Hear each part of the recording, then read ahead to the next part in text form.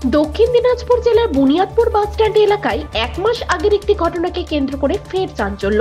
পঞ্চায়েত সমিতির সভাপতি স্বামী সঞ্জয় সরকারকে নাকা চেকিং চলাকালীন পুলিশ আটকে দিলে শুরু হয় বচসা। সেই ঘটনার ভিডিও সম্প্রতি ফেসবুকে ভাইরাল হয়েছে, যা ঘিরে শুরু হয়েছে রাজনৈতিক ও প্রশাসনিক চর্চা। জানা গেছে সঞ্জয় সরকার সেদিন রাতে নিজ বাড়ি থেকে দৌলতপুর যাচ্ছিলেন। তখন বাসস্ট্যান্ড এলাকায় নাকা চেকিং চলছিল। পুলিশ কর্মীরা তার গাড়ি আটকালে তিনি পুলিশকে জিজ্ঞাসা করেন কেন গাড়ি আটকানো হয়েছে। সেখানে কথা কাটাকাটি হয় পুলিশের সঙ্গে। সঞ্জয় সরকারের অভিযোগ, সেদিন রাতে ঘটনাস্থলে শুধুমাত্র কর্তব্যরত পুলিশ কর্মীরাই ছিলেন। তাহলে সেই ভিডিও প্রায় 1 মাস পর সোশ্যাল মিডিয়ায় এলো কোথা থেকে? তার দাবি, সেই পুলিশ কর্মী সম্ভবত ভিডিওটি বিরোধী রাজনৈতিক দলের হাতে তুলে দিয়েছে। উদ্দেশ্য পরিষ্কার, আমার ও আমার স্ত্রীর ভাবমূর্তি নষ্ট করা। এই ঘটনায় রাজনৈতিক রঙও লাগতে শুরু করেছে। শাসক দলের অভ্যন্তরেও ঘটনা নিরপেক্ষ তদন্তের দাবি উঠেছে। অন্যদিকে বিরোধীরা এই ভিডিওকে হাতিয়ার করে তোপ দাগতে শুরু করেছে পঞ্চায়েত স্তরের নেতাদের ভূমিকা নিয়ে। এ বিষয়ে পঞ্চায়েত সমিতির সভাপতির স্বামী সঞ্জয় সরকার কি বলছেন শুনবো। পড়েছেন তো এই বিষয়টা কি বলবেন? না, অবশ্যই এটা সত্যি। আমি নিজেও দেখেছি। এটা গত 1 মাস আগের ঘটনা। যে পুলিশের সঙ্গে আমার তর্ক বিতর্ক হয়েছিল, তার একটা কারণ ছিল, আমার এক বন্ধুকে রাত্রিবেলা আনতে যাচ্ছিলাম, আর ব্যারিকেড মানে সাইডে পুলিশ ছিল, ওটা দেখে বোঝাও যাচ্ছিল না। হঠাৎ করে ব্যারিকেড আমার সামনে ঠেলে পাঠায়। এটা কোন জায়গায়? একদম বুনিয়াদপুর স্ট্যান্ডের আগে, চৌমাথার অনেক আগে। যখন আমার সামনাসামনি ঠেলে দেয়, তখন আমি গাড়িটাকে সজোরে ব্রেক মারি এবং তারপরেও ব্যারিকেডে ধাক্কা মারে। ব্যারিকেডে ধাক্কা লাগার পরে আমার গাড়ির কাছেও ফেটে যায়। তারপরে আমি নেমে পুলিশের সঙ্গে আমি কয়েকটা কথা বলেছি, তাদের সঙ্গে তর্ক হয়েছে যে আপনারা এইভাবে কেন গাড়ি চেক করছেন? গাড়ি চেক করবেন, আপনি ব্যারিকেড আটকে দিতে পারেন, কিন্তু হঠাৎ করে ব্যারিকেড ঠেলে দেবেন, গাড়ি তো কন্ট্রোল নাও হতে পারে, দুর্ঘটনা করতে পারে। এই নিয়ে ওনার সঙ্গে আমার তর্ক বিতর্ক হয়েছে। এতদিন কোনো রকম কথা বলেন, আমাকে পুলিশ ডেকেও পাঠায়নি। হঠাৎ আজকে দেখি, আমি আজকে সকালবেলায় জানি ঘটনাটা, যে ভিডিওটা ভাইরাল হয়েছে, আমিও মোবাইলে দেখছি। কিন্তু আমার সবচাইতে খারাপ লাগছে যে একজন পুলিশ অফিসার হয়ে সে আমাকে, আমি যদি অন্যায় করে থাকি, সে আমাকে অ্যারেস্ট করতে পারতেন। তা বাদ দিয়ে উনি 1 মাস পরে একটা বিরোধী দলনেতার কাছে তার ভিডিও পাঠালো। এটা নিয়ে আমার খুব দুঃখের বিষয় যে পুলিশ তার পুলিশের কাজ করছে না। তো ওই ব্যক্তিকে আমি বলবো, উনি প্রশাসনিক কাজ বাদ দিয়ে ওনার যদি খুব ভালো লাগে বিজেপির দলটা করুক, উনি তাতে অনেক বিনার হন। পাশাপাশি তৃণমূলের জেলা প্রেসিডেন্ট সুভাষ ভাওয়াল কি বলছেন শুনে নেব।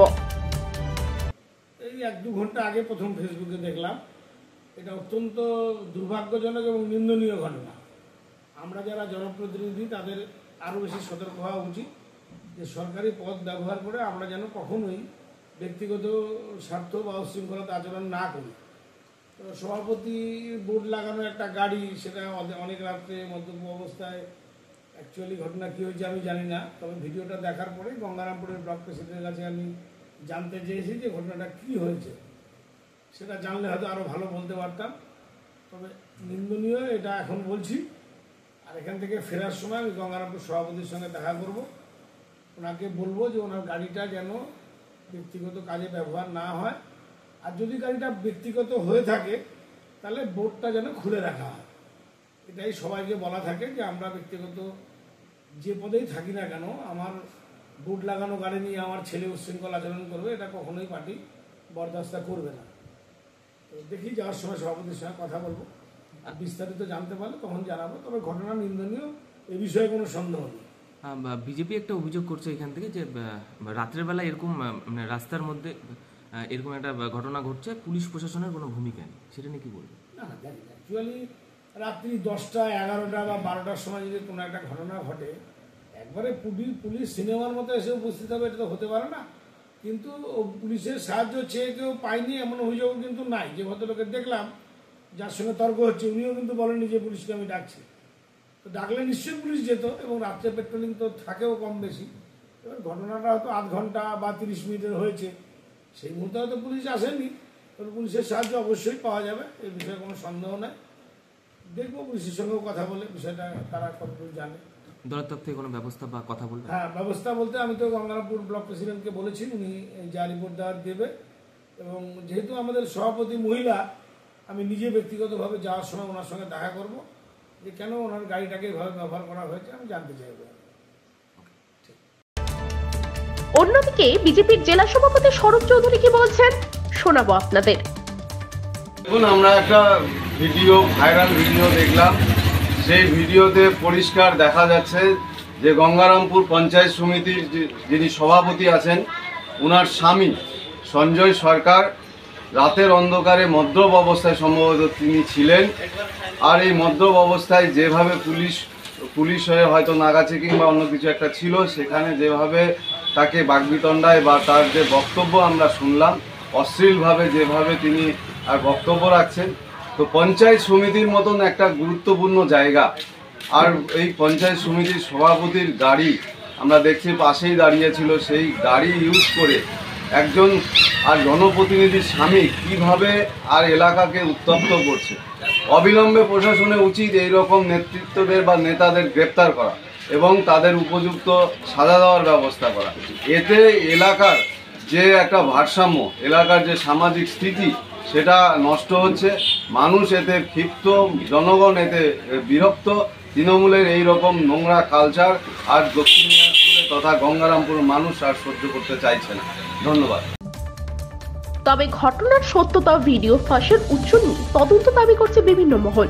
প্রশাসনে নিরপেক্ষতা ও স্বচ্ছতা বজায় রাখতে যথাযথ ব্যবস্থা গ্রহণ করা হবে কিনা এখন সেটাই দেখার। দক্ষিণ দিনাজপুরে বুনিয়াদপুর থেকে নিজস্ব প্রতিনিধি রিপোর্ট, টাইমস 14 বাংলা।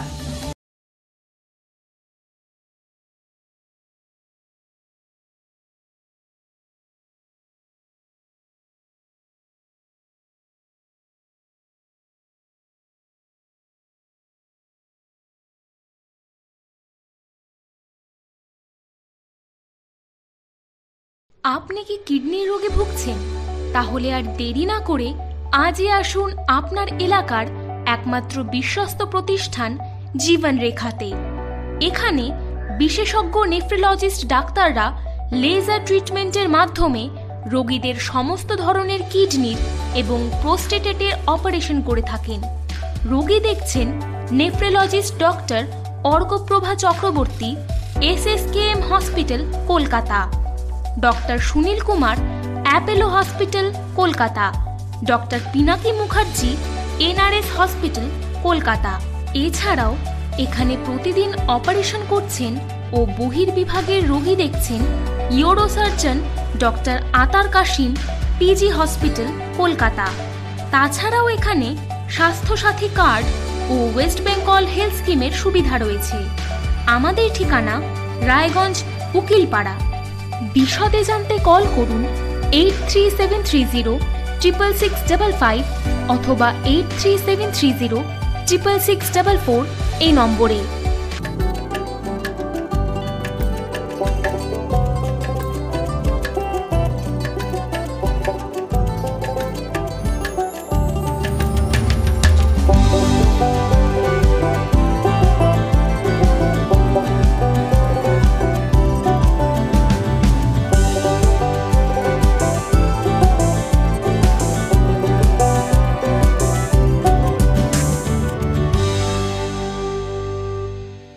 আপনি কি চাকরি পরীক্ষার্থী?